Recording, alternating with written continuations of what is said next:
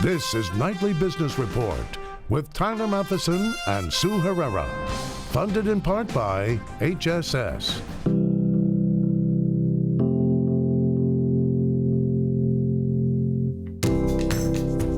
Our value principles are patient first, and we want to deliver the highest quality care. The goal of creating and sustaining value is all about putting the patient at the center of the equation. The purpose of this organization is to help people get back to what they need and love to do. Banking on it, profits at the nation's biggest banks surged as securities trading revenue boomed since the election. But is the bank's stock rally out of gas? Critical tax plan: why the economic agenda of the Trump administration may hinge on one specific proposal. Income property: becoming a landlord is now just a click away, but it comes with some risks. Those stories and more tonight on Nightly Business Report for Friday, January 13th. Good evening, everyone, and welcome. The banking sector was put to the test today. Three of the nation's biggest financial institutions reported their earnings on this Friday, the 13th. J.P. Morgan and Bank of America both beat Wall Street expectations. Wells Fargo, still reeling from its fake accounts scandal, just missed those estimates.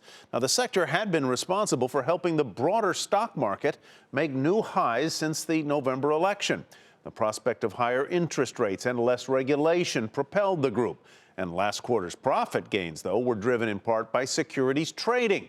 Today, investors wanted to see that the bank's stock run was justified. Now, the commentary, for the most part, was upbeat, and all three of those stocks rose in trading today. Bob Pisani has more on this key part of the market. The first wave of earnings reports has come, and they're good enough, with Bank of America, PNC, J.P. Morgan all beating on the bottom line, while Wells Fargo was a bit shy of consensus. Well, not surprisingly, not much was offered in terms of 2017 guidance. The banks normally don't do that. J.P. Morgan's CEO, Jamie Dimon, did say that the U.S. economy may be building momentum. Looking ahead, there is opportunity for good, rational, and thoughtful policy decisions to be implemented. On the conference call, Dimon characteristically downplayed forecasting, saying, we don't react that much to the weather. But he said he was basing his observations on a broad range of things, and it looks like growth may have done a little bit better in the fourth quarter. So what's going on now? Dimon said that regulatory relief may help banks open new branches and seek out clients they don't have, and a lower tax rate would be good for growth in the country in general. So here's the bottom line on Trumponomics. This is what Dimon said. You have to see the whole package before you can see what the net impact is, but ultimately it's good for our franchise broadly. So CFO Marianne Lake did say they would provide details on real numbers, 2017 guidance at their Investor Day, and that's scheduled for February 28th. Now, Bank of America's CFO Paul Donofrio said, while the recent rise in interest rates came too late to impact fourth quarter results, we do expect to see a significant increase in net interest income in the first quarter of 2017. In other words, they're going to make more money. Generally, positive earnings reports. For Nightly Business Report, I'm Bob Pisani at the New York Stock Exchange. So let's turn now to Fred Cannon for more analysis of those bank earnings and his take on the rally in the banking sector. He is Director of Research and Chief Equity Strategist at KBW. Fred, welcome. Nice to have you here. Great to be on. Thanks for having me. Overall, we've seen the financials have quite a run since the election. Do the earnings that we saw today from the likes of Chase and Wells Fargo support the move that we've seen in stocks? Generally, yes. That's what we were looking for, some confirmation, and I think in general we got it. Headline beats, positive guidance, which means the earning estimates are going to go up. Now, since the election, earning estimates have only gone up 5 to 8%. Stocks are up 30%. So we have to have some pull through, and I think we got enough to make investors feel comfortable that this is a go-to sector for 2017. Let's talk about one of those, that trio of stocks, and that would be Wells Fargo. Take us through the investment case, pros and cons for this one. I can well imagine that maybe their mortgage business, which is, I think, the biggest in the country, if I'm recalling correctly, might face some pressure with rising interest rates. Right. I mean, Wells has a couple challenges. Number one, of course, is the scandal on the cross-sell issues. And one of the disappointing pieces of news today on Wells was they had promised investors a $2 billion savings from expense initiatives, but none of that's going to investors. It's all going into new initiatives, probably dealing with their consumer issues. Secondly, mortgage. They're the biggest mortgage lender in the country, and as you suggested, higher rates aren't good for the mortgage business. More competition, more pressure. The reason the stock was up today, though, was the net interest margin, and really that's the positive thing folks are looking for in the banks. We saw a turnaround. It had been under pressure, turned around this quarter, and I think that got folks interested in Wells Fargo. You know, one of the bellwethers is considered J.P. Morgan, partly because of the business, but partly because of the CEO. And Jamie Dimon was on the earnings call this morning and said some pretty positive things about the economy as well as his own business. Do you concur with what he said?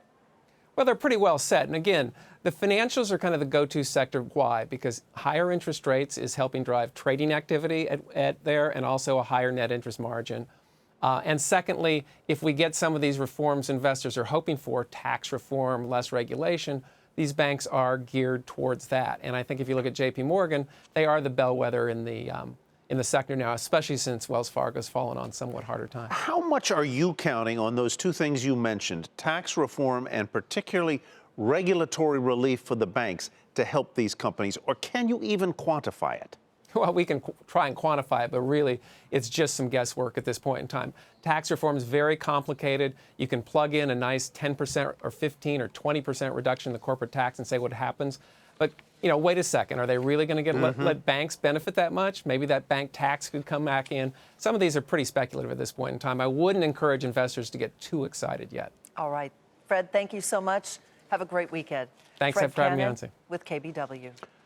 Those bank earnings were not enough to lift the Dow, which still seems stalled below 20,000. However, NASDAQ managed to close at a new record. Investors appear to be waiting for more details now on those policies to come out of Washington. The Dow Jones Industrial Average fell 5 points to 19,885.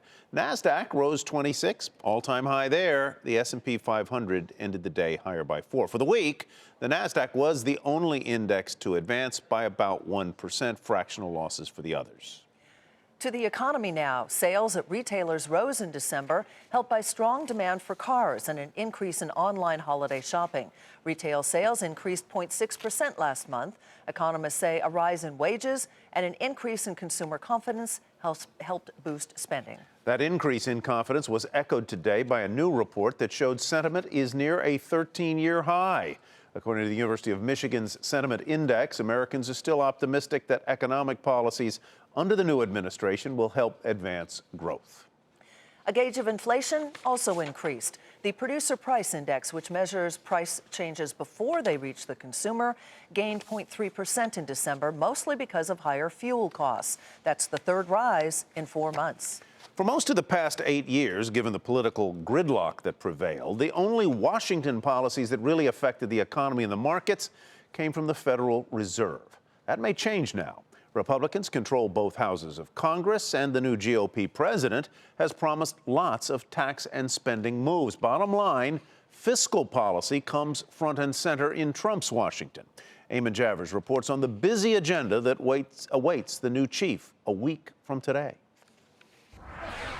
President-elect Donald Trump ran an unconventional presidential campaign, and he's certainly going to have an unconventional first day in office. Under previous presidents, the inaugural parade has taken hours, but Donald Trump's team have said they're going to cut down on the length of the inaugural parade so the new president can get to work quickly in the Oval Office. What will he do there? Trump has promised more than a dozen executive actions on his first day, including proposing a constitutional amendment for term limits on all members of Congress, a hiring freeze on federal employees, requiring that every new regulation proposed must come with 2 regulations eliminated, a 5-year ban on White House officials lobbying for a foreign government, announcing an effort to renegotiate or withdraw from NAFTA, labeling China a currency manipulator, allowing the Keystone Pipeline, canceling payments to the United Nations Climate Change Fund, begin removing more than 2 million criminal illegal immigrants, and suspending immigration from what Trump calls terror-prone regions.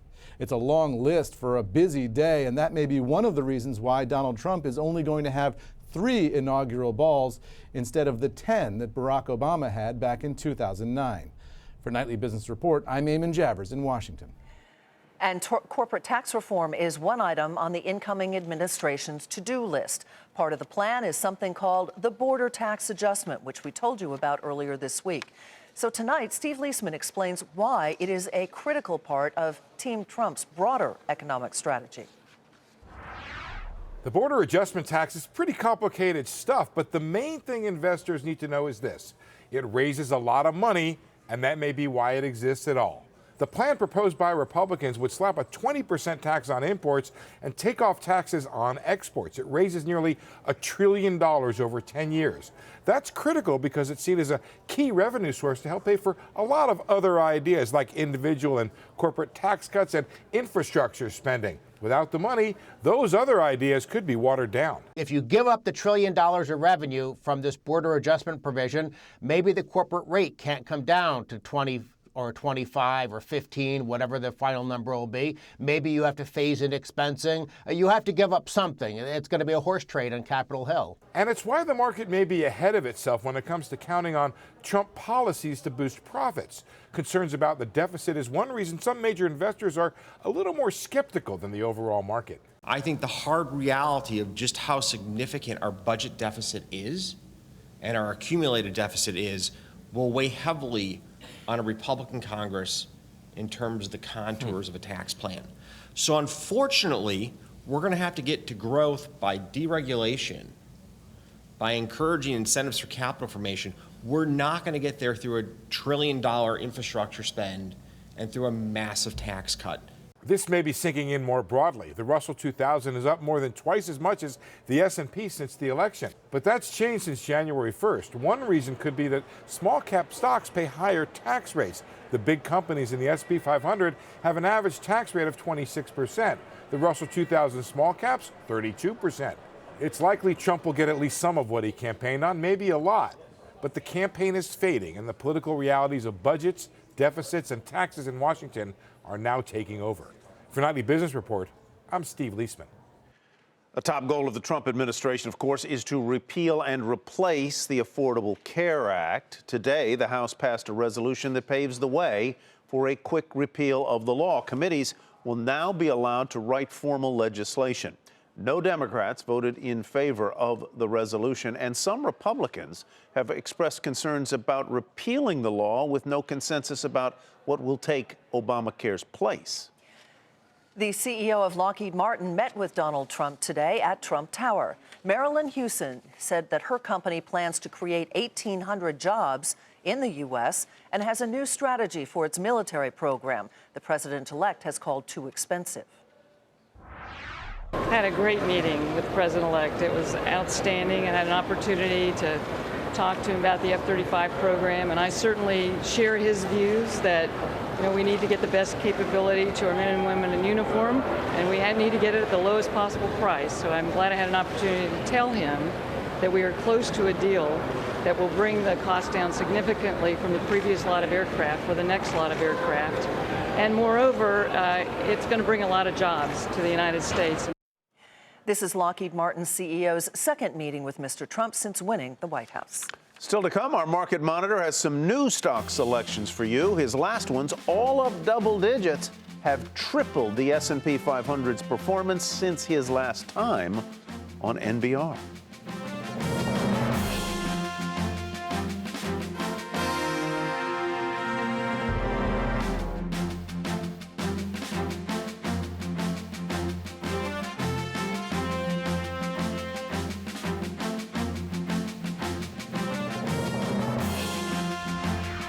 Japanese automotive supplier Takata has agreed to pay $1 billion to settle an airbag criminal probe. Yesterday, we reported the deal was likely. Today, it became official. 3 senior executives were also indicted for their role in covering up the defect that led to 11 deaths in the U.S. and a number of injuries. If you're uncertain about what to expect in the Trump administration, try planning a state budget.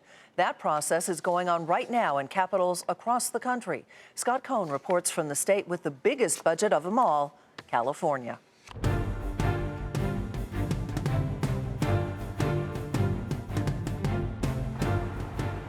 This year's state budget process was already going to be tough. With the recovery slowing, so are tax revenues nationwide. California is growing, but less than we expected. And now along comes Donald Trump. We will repeal and replace Obamacare. The biggest question mark, health care. California is one of 31 states that expanded Medicaid under the Affordable Care Act. 6 million people gained coverage in this state alone. If that funding goes away, California will have to decide what to do with people like Carice Hill, who has a chronic inflammatory disorder. I'm terrified. These infusions and any kind of insurance keeps me alive. And if I lose my coverage, I feel that I'm threatened to get all of my coverage through a hospital emergency room, and that is not how to manage a chronic disease. Expansion or not, all 50 states have a Medicaid program to budget for, and health care is just the start, according to the National Association of State Budget Officers. Uncertainty is kind of part and parcel of every transition, but I would say this one is a bit different because the scope and the scale of some of the changes being discussed are larger than we've seen in recent years. Like federal tax reform, which could wreak even more havoc on state revenue forecasts, and infrastructure, badly needed, but who will pay? In California, they're bracing themselves. If you look at the wide array of very drastic initiatives that are being talked about, either by the transition or commentators or by President Trump himself, that's quite a challenge. For now, in every state capital, about all they can do is plan based on current federal policies with the knowledge that they'll have to make adjustments very soon. For Nightly Business Report, I'm Scott Cohn in Sacramento, California. And to read more about the uncertainty that state budgets are facing, you can head to our website, nbr.com. BlackRock tops earnings expectations and hikes its dividend, and that is where we begin tonight's market focus. The world's largest asset manager raised its quarterly dividend 9% to $2.50 a share after blowing past profit estimates. The firm did see revenue come in a little light, but overall, BlackRock said results were driven by solid demand among investors for low-cost funds. Shares up fractionally, $379.35. And GameStop said heavy promotions and poor store traffic caused same-store sales during the holiday period to fall almost 19%. The video game retailer also cited weak demand for the Call of Duty Infinite Warfare and Titanfall 2 game titles. Shares were off 8% at $22.73.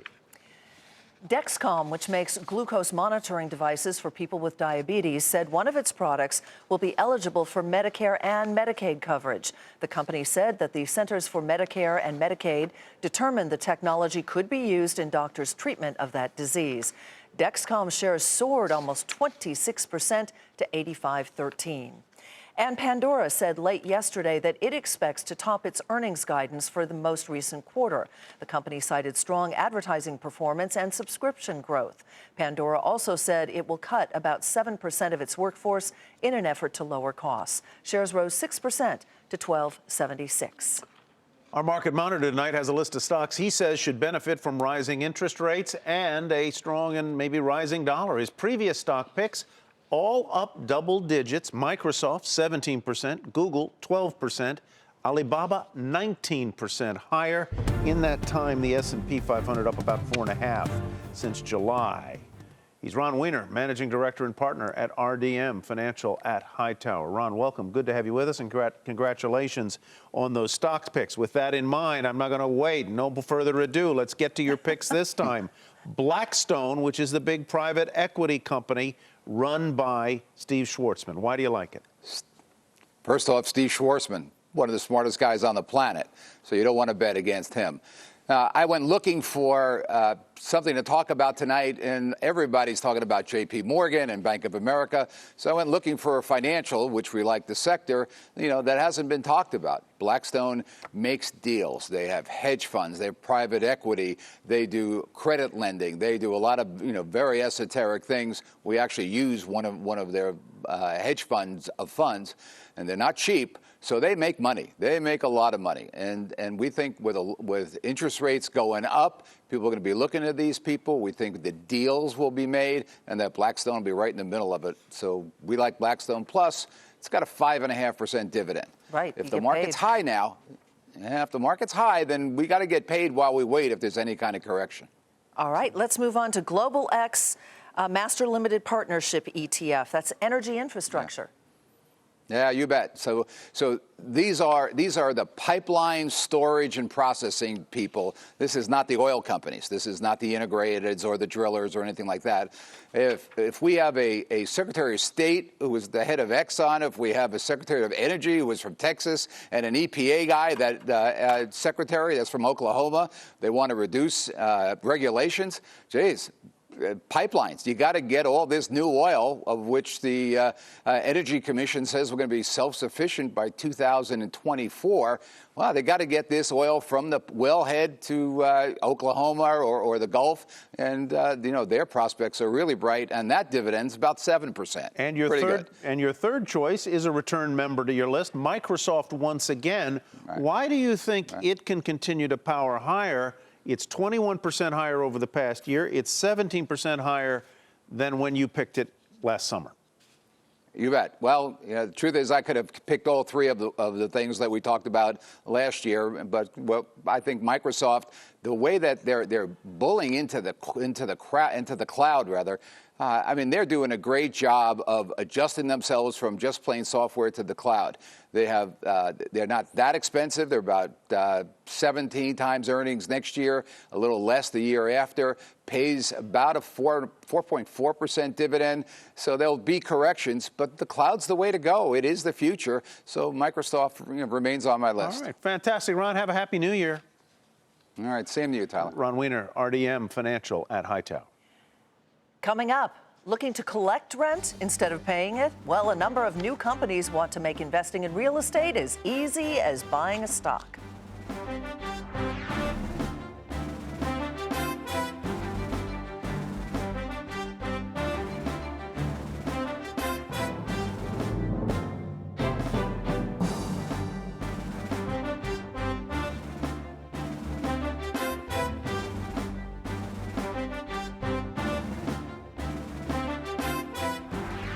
Ever thought about becoming a landlord? It's easier today than ever. New companies are doing all the dirty work for you, but investors still need to be aware that it can be a risky business. Diana Olick has our story.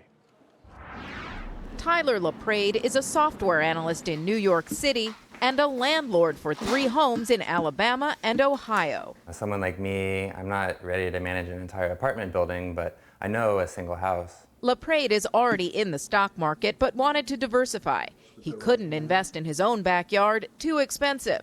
So he turned to a company called Home Union for help. I don't really have the time or the expertise to fly to Cleveland, to Alabama, and investigate these different markets on my own, to find tenants, to do all the paperwork, comply with the local regulations. So they provide a one-stop shop for me to invest anywhere in the country that I want. Home Union is one of a cottage industry of online companies that help individual investors find, buy, lease, and manage single-family rentals all over the country. What we're changing is allowing these retail investors to invest in a more institutional way. Ganguly co-founded the company in 2009 at the height of the foreclosure crisis. Back then, big institutional names like Blackstone and Colony Capital were buying thousands of distressed properties and turning them into rentals. Smaller investors often couldn't compete. The argument we say is, do I need to live in Atlanta to buy Coke stock? And so the purpose of, companies like Home Union is how can we make this institutional and transparent and easy so somebody sitting anywhere in the U.S. can go out and look at the data and have us match that data to their financial preferences and acquire properties for them. Investability is another rental platform that offers investors deep data on markets across the nation. Once Wall Street said, hey, this is an asset class that we're going to pay attention to, then companies started developing data, analytics, technologies, acquisition tools. And started marketing them to individual investors. I see servicing the single-family rental space as a growing industry. I think we're going to see more and more market entrants enter the space. The models differ. Home Union charges a fee for the sale, like any real estate agent, but also charges for property rehab and management, and it has a lending arm. Investability charges a sales commission, but the data is free. All of the products and services that we've developed, we tried to keep the pricing model and the offerings themselves geared towards helping the investor put their money to work as efficiently as possible. The process is definitely easier, but not without risk. Tenants sometimes don't pay the rent and roofs sometimes leak. And as we all learned recently, home values go up, but they also go down. Do your research. Do as much reading as you can about real estate, about investing in general. And better to rely only on the rental income, not the home value. Price appreciation is just the icing on the cake. For Nightly Business Report, I'm Diana Olick in Washington. To read more about the new ways of becoming a landlord, head to our website, nbr.com. The old ways were very difficult because I did it once. Did and you? It's hard. It's hard? Yeah. All right. Well, go to the website, read more. That's Nightly Business Report for tonight. I'm Sue Herrera. Thanks for watching. And I'm Tyler Matheson. Thanks from me as well. Have a great weekend, everybody, and we will see you on Monday, Martin Luther King Day. Nightly Business Report has been funded in part by HSS.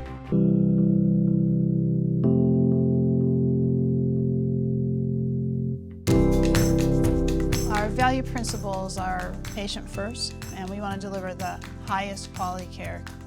The goal of creating and sustaining value is all about putting the patient at the center of the equation. The purpose of this organization is to help people get back to what they need and love to do